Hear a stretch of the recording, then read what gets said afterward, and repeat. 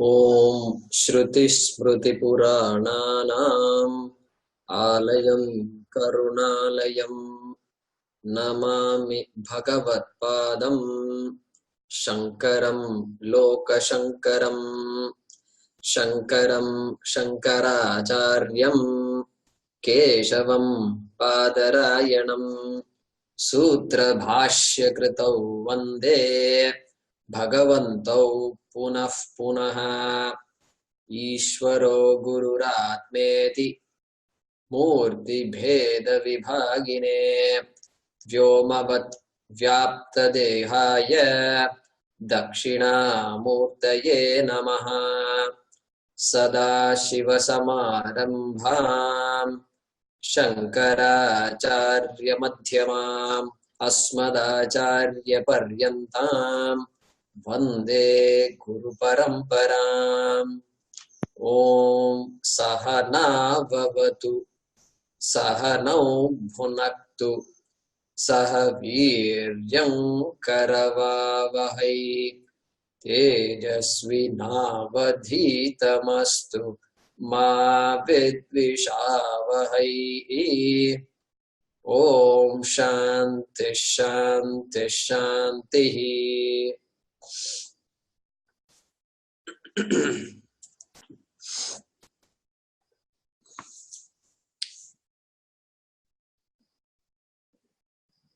Audio all right? Okay.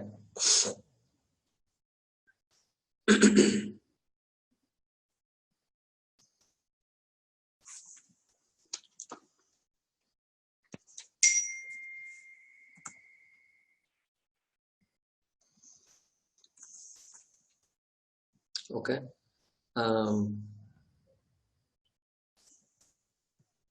So Ashutosh, you can unmute yourself. So we will chant from 1.6 Shamaha. But first, Prarthana.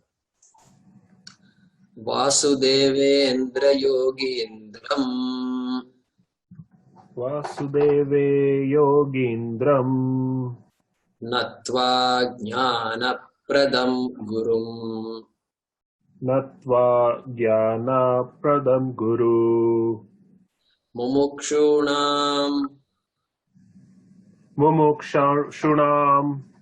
Itarthaya Itartaya Tattvabodho Abhidhiyate. Vidhiyate. So now 1.6 Shamah Kaha Shama Kaha Mano Nigraha Mano Nigraha Damah Kaha Damah Kaha Chakshuradi Chakshuradi Bahyendriya Bahyendriya Nigraha Nigraha Uparamah Kaha Uparama Kaha Swadharmanushtanam Eva Swadharma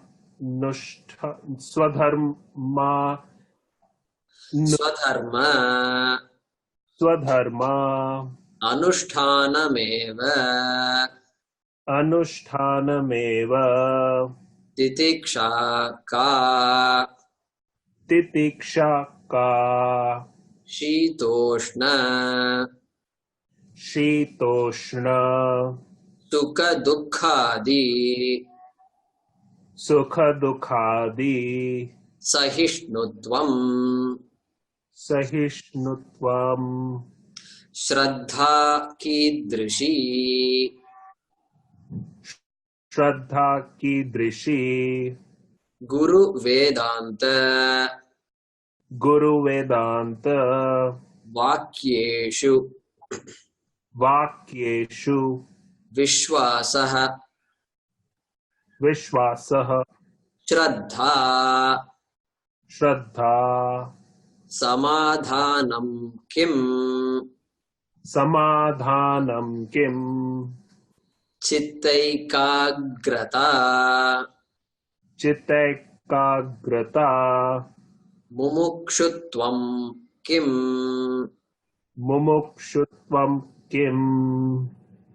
Moksho me Moksho me bhuyaditi bhuyaditi ichha ichha yetad etada sadhana chatushtayam sadhan chatushtayam tataha tataha tattvavivekasya tattvavivekasya adhikarinah adhikarinah bhavanti. bhavanti. Okay, good.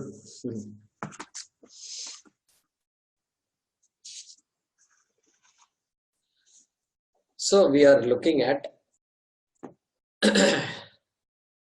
adhikaritvam still.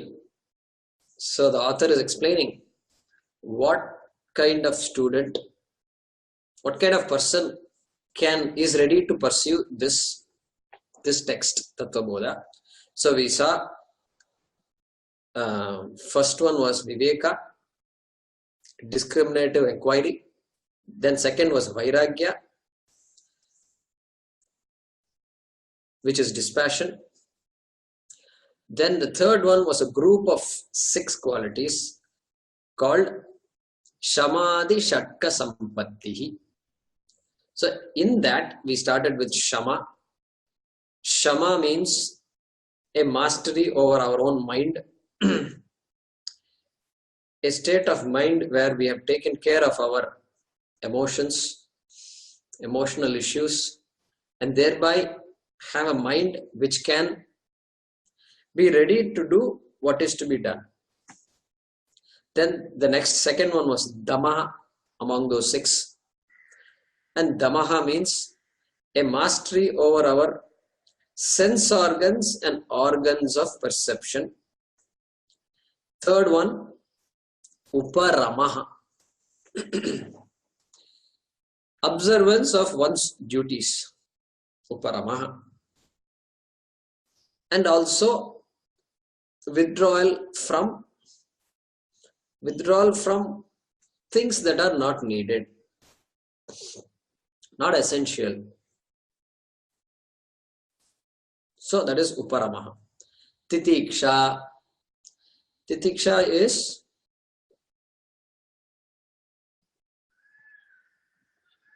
ability, capacity to endure the unpleasantness that might be there, endure discomforts, endure inconveniences without complaining. Titiksha. And that does not mean we should not take actions to do things that must change the situation. But to the extent I cannot change anything, I must be able to accept. That is Titiksha. Then Shraddha. We just started Shraddha last class.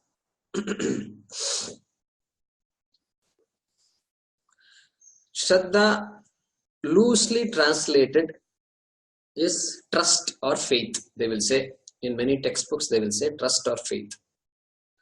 But we are going to see what it means. And later on, we will see whether the word faith, whether the word trust adequately describes the word Shraddha. So last time, we saw this example and we said,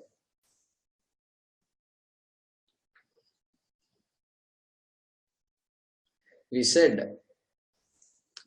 I show you an object like this and tell you, look at this beautiful rabbit nice, small, cute bunny. If I say, look, white bunny, I make it very clear. So there is no more confusion in your mind. So you cannot give me a benefit of doubt and all that.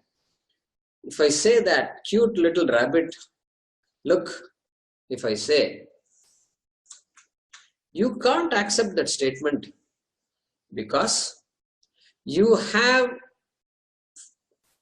are committed to your pramanam, which is the eyes, and you can't say no to what the data the eyes are providing you. And so you can only throw up your hands and say, no, I can't really accept the statement unless you mean something else. Unless this is some kind of magic. So you are still trying to give me benefit of doubt only. No, you can't give me benefit of doubt. I am saying this is a bunny, this is a rabbit. You can't accept it. You can't. So you can't because you are saying, hey, wait, I believe my eyes more than what I believe you. This is the statement you are saying. When you say that, that means what? You are giving Satya Buddhi to your pramanam, your eyes. Satya Buddhi to your eyes. Like that, my giving the Satya Buddhi to the words of the Shastram, my giving the Satya Buddhi to the words of the Vedas, which we studied, is a pramanam. Remember, Vedas is not a text of some science. This is another reason why Vedas cannot be called as science. Many people say Vedas are scientific and all that. So, big topic, beautiful topic. We should understand what that means. For that, we should understand what science is. And we also understand a little bit of what Vedas is. Then we will come to the conclusion that Vedas doesn't say anything unscientific, but at the same time, it is not science. So, we'll leave the topic for another time.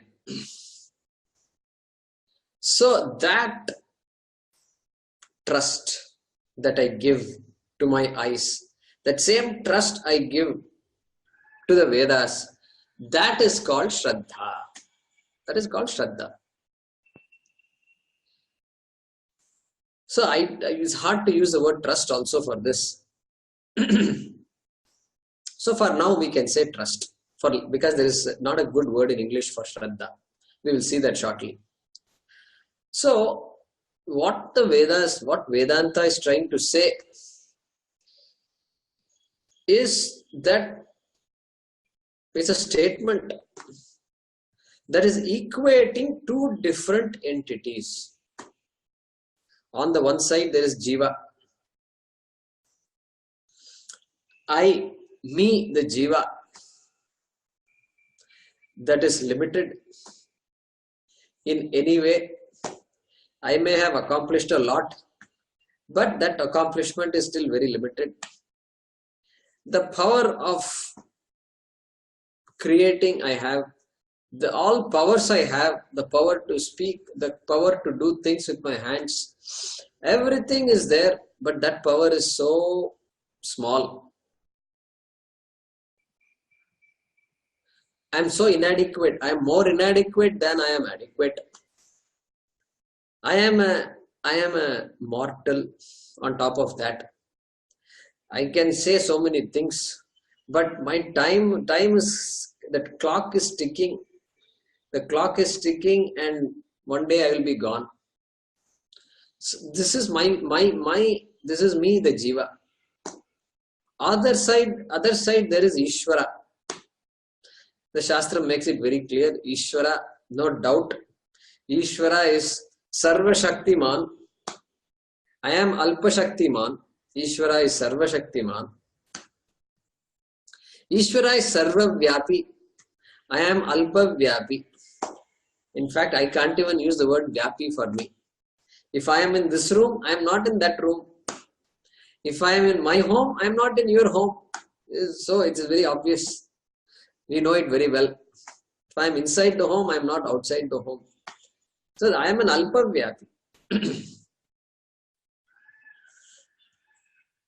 And Ishvara is Sarvajnaha. All knowing, we say.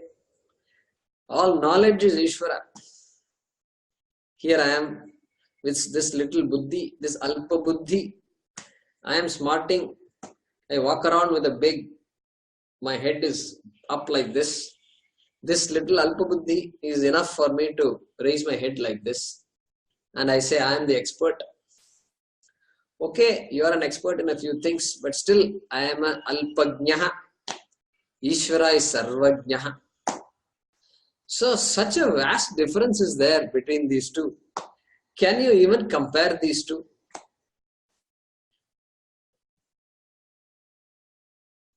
You know, this little baby is there. Do we ever compare the strength of a baby with the strength of an elephant? Do we ever compare? Or even strong men, all this in sports, in these Olympics, we see wrestlers and all that. You know, big 200 pounder, 300 pounder, 500 pounder, all jerk lift and this and that they do. They seem to lift a lot of weight. But never at one time they compared that, the strongest weightlifter, to an elephant. Why? Because there is, the comparison is made only among possible equals. Possible equals. Even I don't compare myself to that wrestler because I'm not a possible equal. I'm going to be like this, and I'm hardly weighing 120 pounds, and so there's no question of comparing. So where is the question of comparing this wrestler with this elephant? Never, it's not possible. People, the thought even doesn't strike. But here the Shastram is comparing the Jiva with the Ishvara. This is the greatest joke, or it is the greatest wonder. Krishna says, Ascharyavat Pashyati in Bhagavad Gita. Some of you may know. Ascharyavat Pashyati Kaschidena. So it is a wonder. Many people look at it as a wonder. Because it is such a wonder. How can you do this? How can you compare a mustard seed to an elephant? Not possible. Nobody ever did this comparison. So such is the vast difference. And so there is an equation. The Shastram is not simply comparing. The Shastram says there is essentially no difference between the two. This is what it says. So,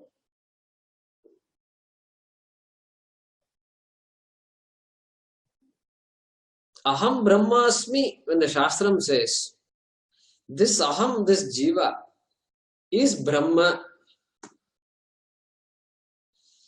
Is Brahma. Brahma, that is the whole. That is an equation. Aham Brahma Asmi. In Sanskrit, Asmi means am. I am Brahma. There can't be any confusion here. It doesn't say I am like Brahma. No. It doesn't say I will be Brahma. After death, we all the Panchabhutas will all join this cosmos. They have all these nice words. We all will become part of the cosmos. And so I will become Brahma. No. Shastra is not saying I will become Brahma. I am Brahma. Aham Brahma Asmi. Very clear. No, not ambiguous at all. No ambiguity. Tattvam Asi. That Ishvara you are. In Sanskrit, Asi means are, as in you are. Tvam Tat Asi. You are that. It doesn't say you are a manifestation of that. It doesn't say you are a small part of that. How can you be that? Come on, you idiot. You are a small little part of that. You better learn to appreciate that. It doesn't say that. Tattvamasi only it says.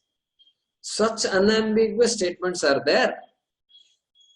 So, it is very obvious that this idea of I that I have, needs a revolution in my thinking. I must examine my notions about myself. And until then, I have Shraddha. Because I can't negate this statement. This statement is so dramatic that it is obviously not equating this body to Ishvara. It is not equating my ability to create. So when somebody heard this, he said, really? I am the whole? Yes, you are the whole.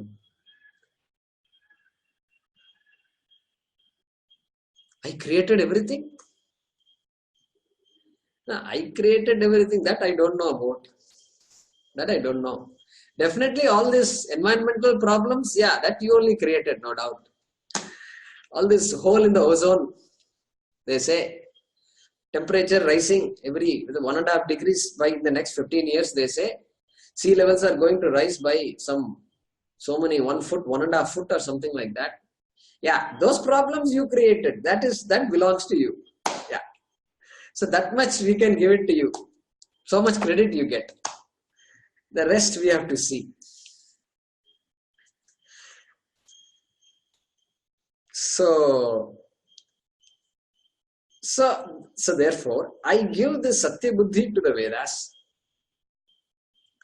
including things like the Vedas are talking about so many things, and it also talks about Swarga. Swarga, it talks about Swarga. If you do a lot of punya, you can go to Swarga. And people do. There are rituals. Vishwajit, this Nachiketa's father, what is his name? Vajashravas. Vajashravas big yajna he did. Vishwajit. Why he is doing this yajna? No, he doesn't want moksha and all that. He doesn't, that's not, he wants to be, he's already a huge samrat. He must have ruled over a vast portion of this earth. And the next Janma, he wants to be even bigger. Therefore, he is giving up everything. It's an amazing attitude though. Giving up everything, that only is there in this culture. See, Bill Gates is a big philanthropist, but he never gives up anything. Nice, God bless him. I mean, we need people like Bill Gates and all people. But this giving up everything idea is there only uniquely Indian. Even after so much exposure, so much is there to be appreciated about this culture of Tyaga. So this guy gives up everything and goes to, he wants to either, if he's going to be on earth, he wants to rule over bigger area. If he ends up in heaven, I must replace Indra. That is his goal. So he gives up everything.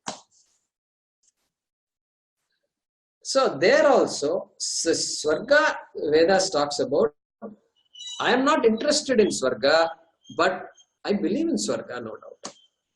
Because I can't negate all these things. There is no proof for Swarga. There is no proof to disprove Swarga also.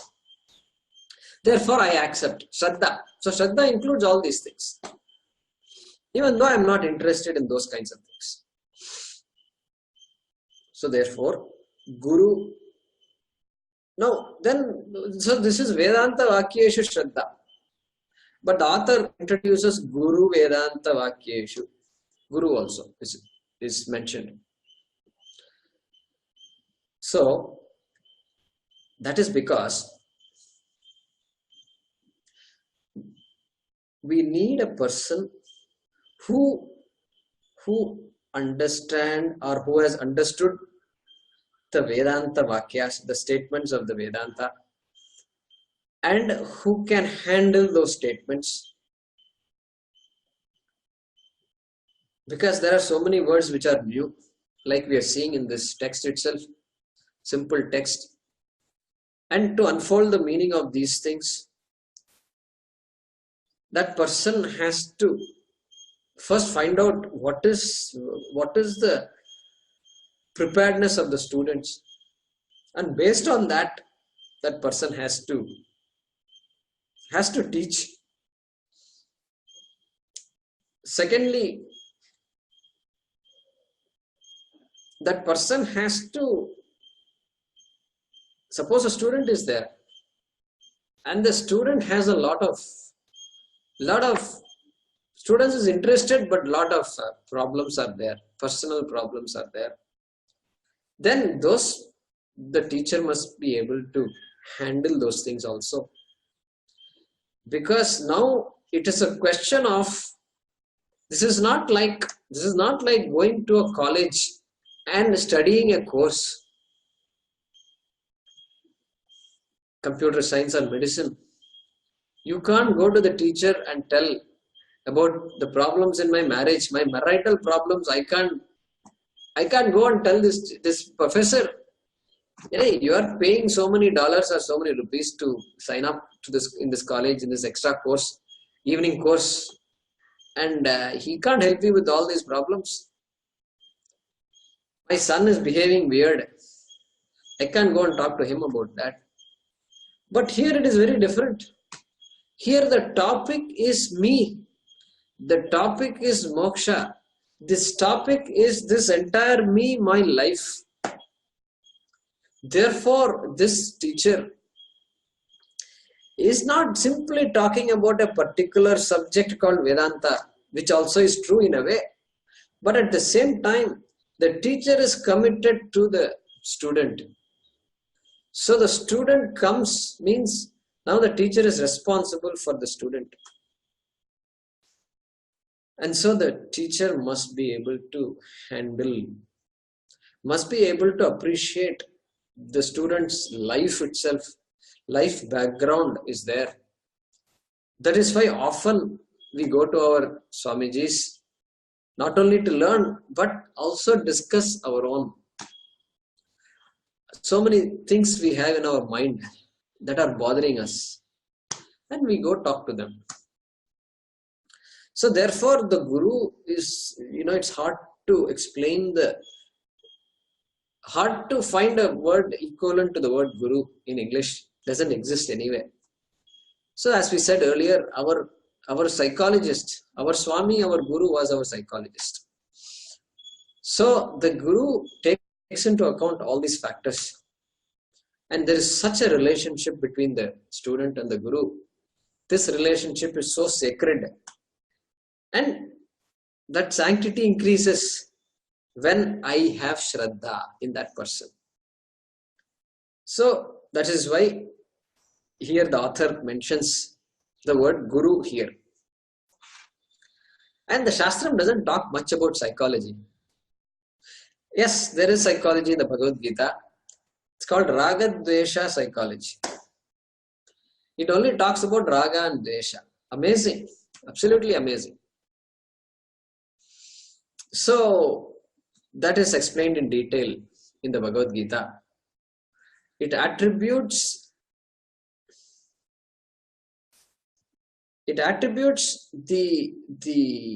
our experiences, the pain we undergo, to our Raga Dveshas. Beautiful psychology.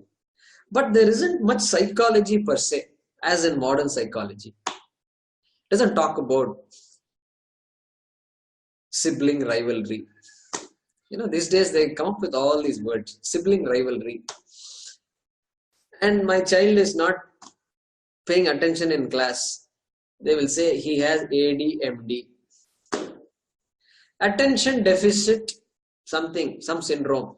Attention deficit syndrome he has. So quietly labeling all these things is there. Why does this boy why does he not pay attention? So there is some good research that they have done and they call it ADMD. So all these problems are there. How to deal with all this? Just by giving something a name and just by taking medicines, yeah, that is one way to deal with it. But the problems don't seem to go away. They seem to keep on adding up. More and more new acronyms and ailments they come up with. And so all this has to be taken into account carefully. And so therefore this Guru, the responsibility is so much on this Guru also. Shraddha is there. The student has so much Shraddha in the Guru, and the Guru also becomes very responsible. Such person, if such a person is there in our life, then our life becomes really meaningful and our life starts to take off, as they say, take off. Because now I am truly addressing myself. Finally, after all these years, I am addressing who I am. I am addressing my life, my family, my community, my country, my life, my future, and I begin to understand everything. That's the beauty of Vedanta.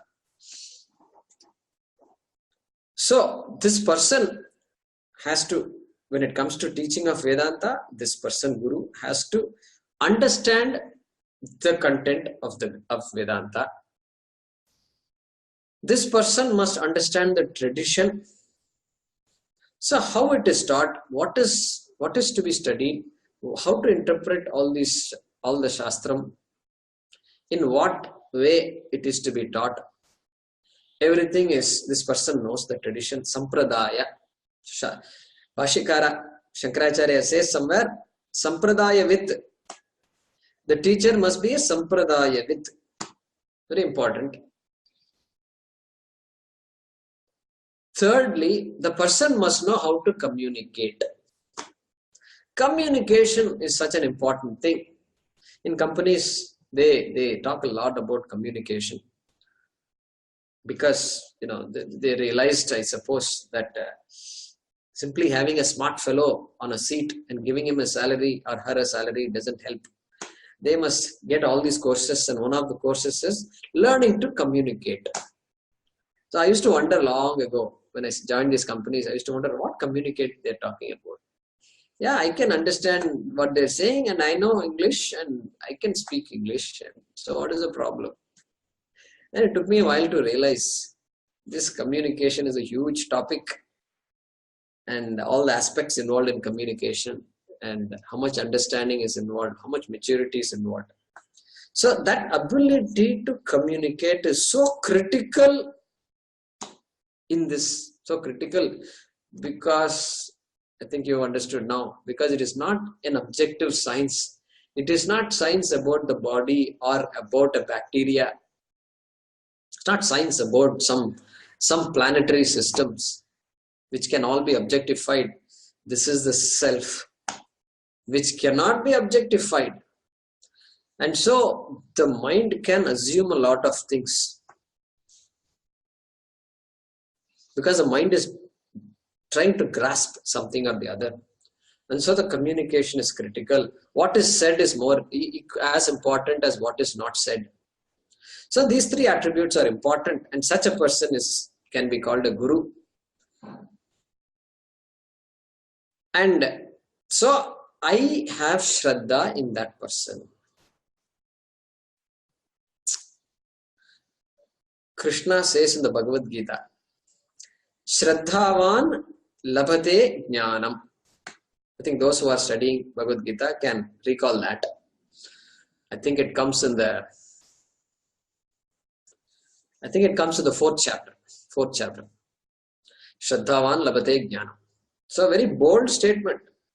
He is talking about labhate, gains. Gains what?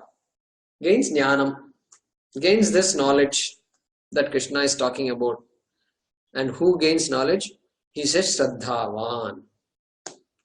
Shraddhavan means one who is endowed with Shraddha gains this knowledge. See how bold statement it is. So Shraddha opens the doors. Shraddha opens the doors. Even in a simple subject that we are learning in a college, community college, or anywhere else, we have Shraddha in the teacher. Only that Shraddha makes us absorb what the teacher says. If I go to a class where I keep on doubting the teacher, and this guy I don't know whether this is right, I don't know if it is right, I don't know if it is right. If I keep on saying that, how I am going to learn? Not going to happen. Not going to happen. So therefore, Shraddha opens the doors for absorbing this tradition. And so now you can see why Shraddha doesn't mean faith. In fact, the word Shraddha itself, if you analyze carefully, Shrat, the word Shrat means truth. Shrat means truth. And Da means gives. Da, dena. Da means deta hai. Da in English, da, donate. Do. Most likely, somebody should do some research on this. Most likely, this do comes from this da, dhatu in Sanskrit. So, danam. Shrat dadhati. That which gives truth to you is Shraddha. Okay, that's the meaning of the word Shraddha. So now, how can this word Shraddha mean faith? Does the word, if I ask you the question, does the word faith mean all these things? Okay, if I ask you that, it doesn't mean all that. And that is also why any religion that is based purely on faith means purely on going to heaven. Okay, purely on going to heaven. That religion is called a faith, correct? It's called a faith. When I went to the US for the first time, my boss asked me, so Jayakumar, what is your faith? And I was taken aback because nobody asked me that question before. In India, they don't ask this question, what is your faith? By looking at you, they know who you are. One look is enough. Or, malum hai, this prani, this animal, we know where he is from. They all know, the whole history is known already. So, wahan par jaake, he said, what is your faith? And I was a bit taken aback. First of all, this word faith itself is new to me. Now I am thinking, what is she asking? What is she asking? And something told me, okay, this means she's asking me, what is your religion? So I said, my faith is Hinduism. Like that I told her. But you see now, look at the question where it comes from. Faith. That faith. We don't call being Hinduism is a faith in India. Even though we have a lot of faith in what the Shastram says, it's not called faith. Because the end goal is not based on faith. Moksha is here and now. Therefore, look at all these ramifications. As we study one word, how much we are learning. So, Shraddha is not faith. And we can understand this by looking at a story. The story of the 10th man. Some of you will know this story. If you don't know, this will be a good way to learn this story. If you know it, then it may be a refresher for you. Sajeev is laughing, smiling. So some of you know this 10th man story. Surendra ji is laughing, and Venkateshan ji might know all these things. So there was an ashram where a Guruji was teaching, and many students were there, and some students were a bit new also, and so some 10 students were there. How can I say 10, 15? 10 students were there. So they had to go to a pilgrimage, and that day Guruji could not go. So then he said, he looked at the oldest person and said, can you take them? He said, don't worry Guruji, I will take them. And be careful, the river is there. You know, those days it's a small river. You have to swim and then go. Everybody knows how to swim. So, okay. So they all left. And they crossed the river, and they were walking. They were happily smiling. And suddenly this leader boy counted, and he found only 9. And he was shocked. And so he counted again. Only 9 are left. Only 9. So everybody became sad. Everybody said, count 9. So he's sad now because it's very obvious. They looked around and they couldn't find the 10th person. And he doesn't even know who the 10th person is, because some new boys were also there. And so not clear who this 10th boy was. And so now this 10th boy is dead. He must have been washed away by this river. Even though nobody could believe, everybody were confident that we could swim this. So they are so sad, devastated. They are not going to go to a pilgrimage with this kind of a mindset. And so they were probably ready to go home. But now the fear is there. Now go home means I have to cross the river again. And I am not ready to lose one more person. So they were sad. They were just there. And an old person was watching all this.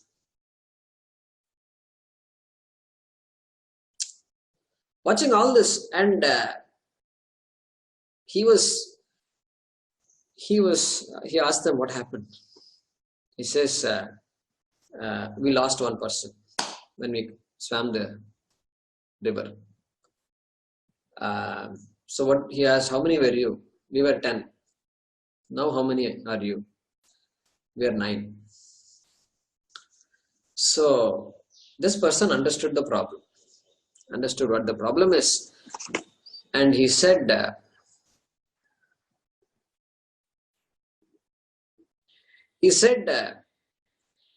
I will. He said, no, the 10th person is here. The 10th person is there, he said.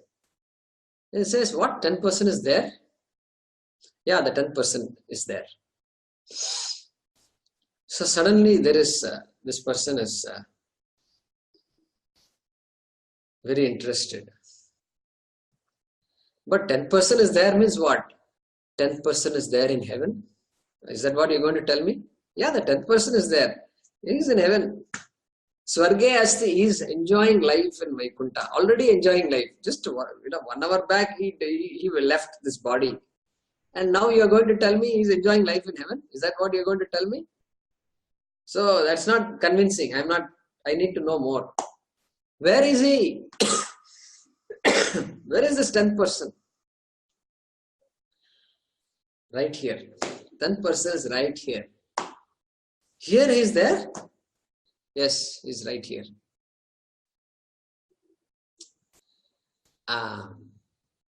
Can you show him to me? Yeah, I will show him to you.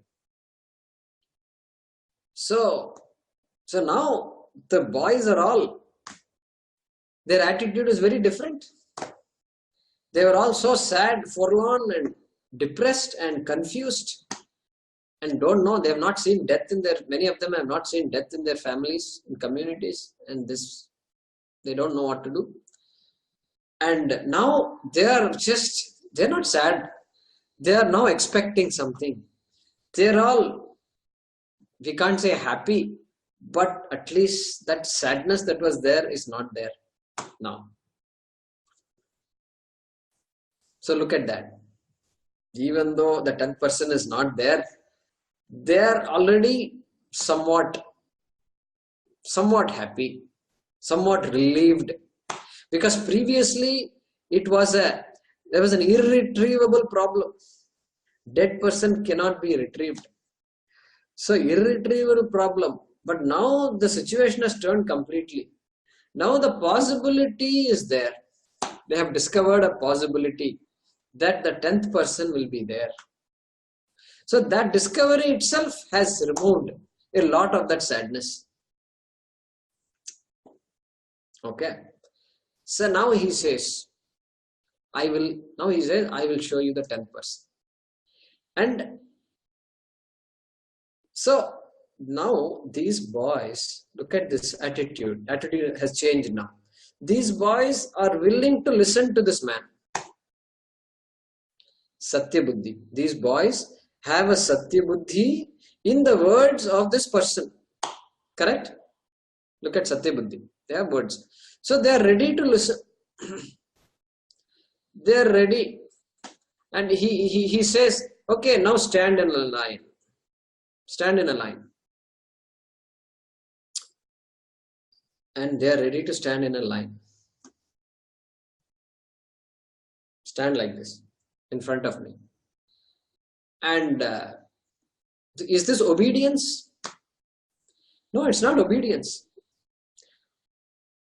Obedience means what? This word obedience is a very interesting word. In America, they use obedience only for dogs. Only for dogs. Please note. I think all of you know that. In fact, they send dogs to obedience training. I heard this.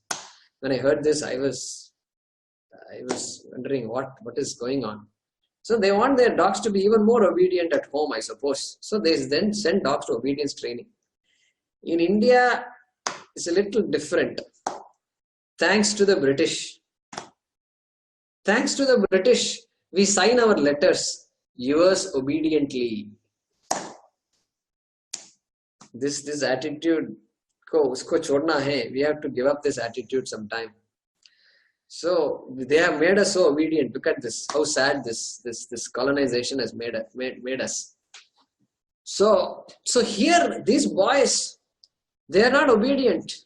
They appear obedient, yeah, it looks like it. But they are willing to do what the teacher says because they have high expectations. They have come here for something because they are completely helpless. And so they are saying, yeah, okay, I'm ready to give you the benefit of doubt. I will do what you tell me. That's where Shraddha comes. So he says, stand in a line. And they all stand in a line. And they have astikya buddhi in the words of the Guru. I mean, not Guru in this case. You can say Guru. And he tells this leader, I say, hey, come on here. Start counting.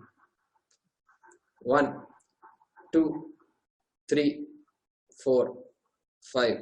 The leader is probably thinking, wait a minute. I've done this so many times. And are you asking me to do again? I'm afraid of counting now. Because every time I count, I got 9. This is what he's thinking. But he says, okay, because he's telling me, let me do it. 5, 6, 7, 8, 9. And he looks at the Guru. I told you there are 9. Mentally he's thinking, I told you there are 9. And now you made me count and I counted 9.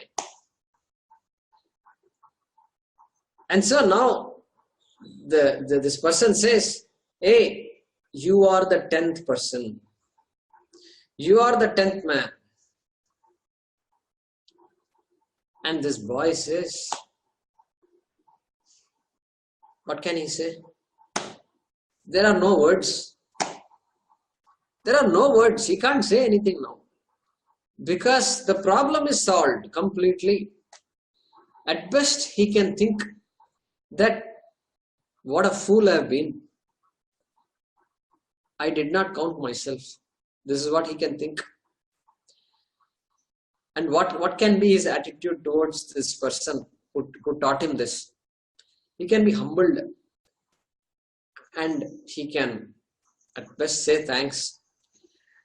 I mean, what can he do? Because now this person considered to be dead, a person who was considered to be non-existent, is suddenly made existent. Very unique problem. See, look at this unique problem. This, as long as this person was searching for the 10th person, as long as this person was seeking, this person cannot find the 10th person. Because the seeking itself proves that this person is not going to count himself or herself. The seeking denies the 10th person. Okay. On the other hand, if this person doesn't seek the 10th person, the person is not going to find the 10th person. How you can find somebody if you don't search for that somebody? So neither not seeking helps, nor seeking also helps. Because as long as I seek, I'm going to exclude myself. Only the person who excludes is going to seek. So they tell the story, another story of this person who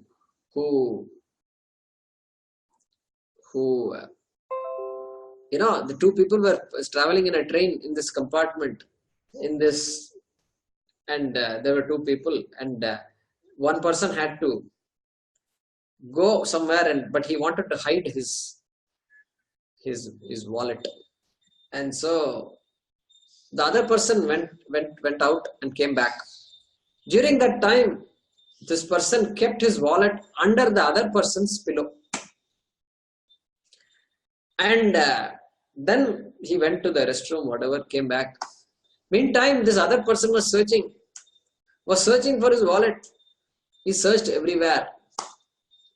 Couldn't find the wallet, because it doesn't strike him that the other person's wallet is under his pillow. It doesn't strike at all. So that's the kind of dilemma that is there here.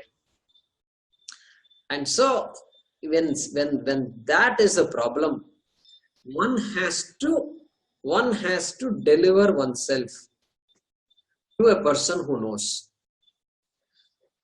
So this is where Swamiji talks about intelligent living.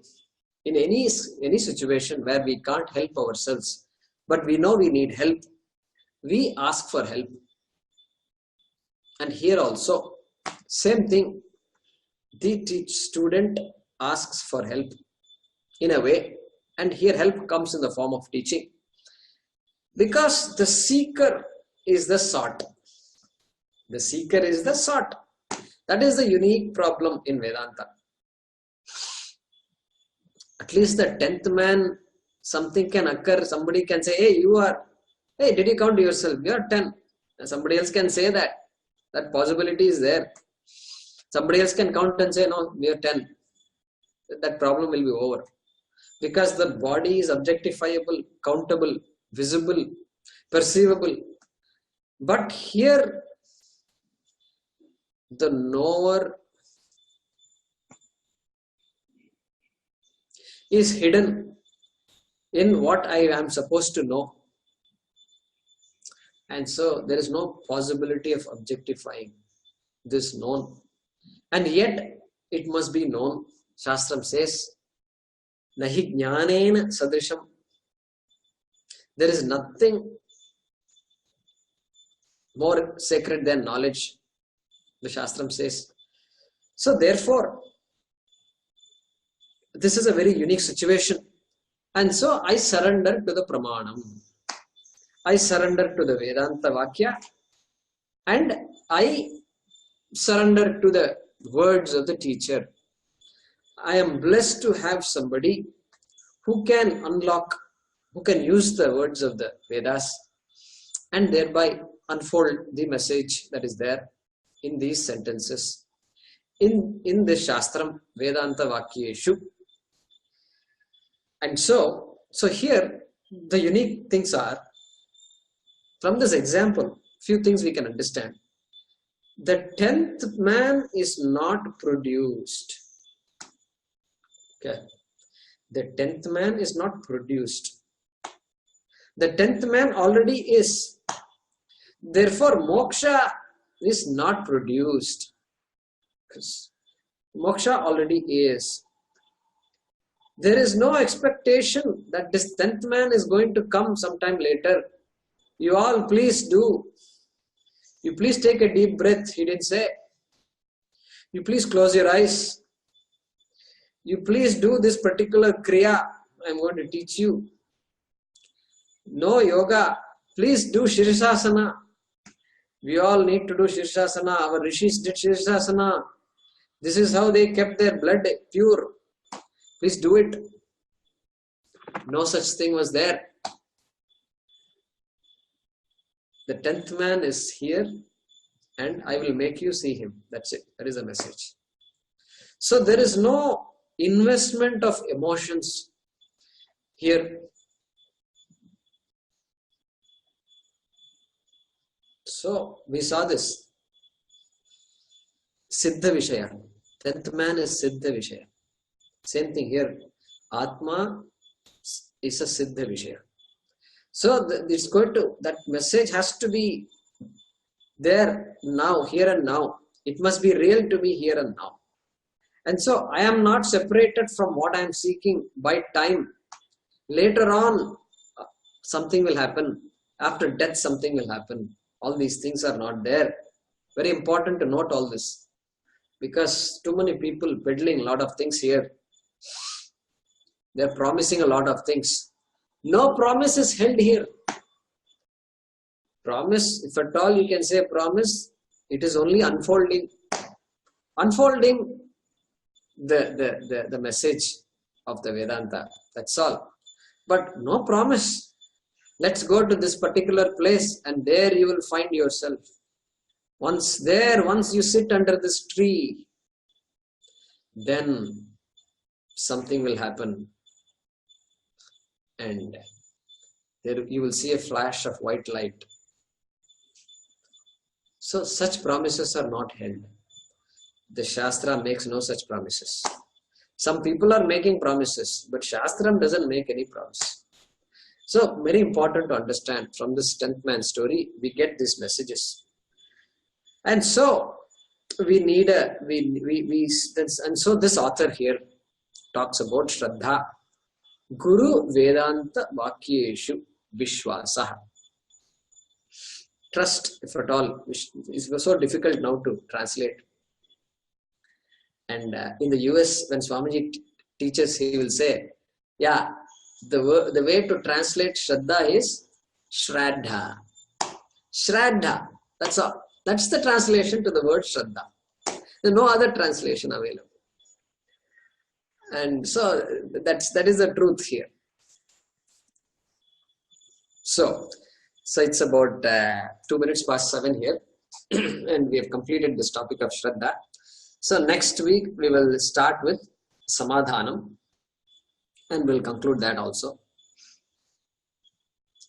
So let's, you can keep your shlokas in front of you and chant along with me.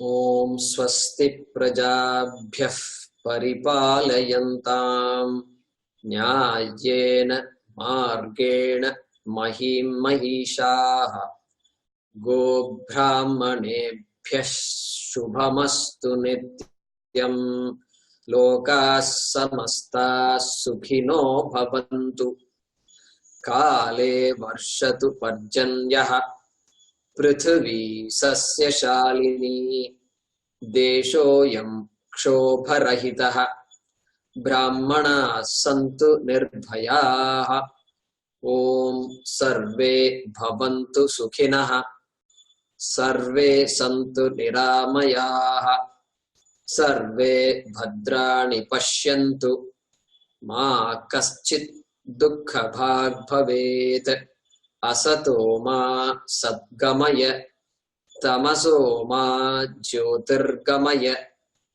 Mrityor Ma Amritangamaya Om Purnamadah Purnamidam Purnat Purnamudachyate Purnasya Purnamadaya Purnamevavashishyate Om Shanti Shanti Shanti Harihi Om Shri Gurubhyo Namaha Harihi Om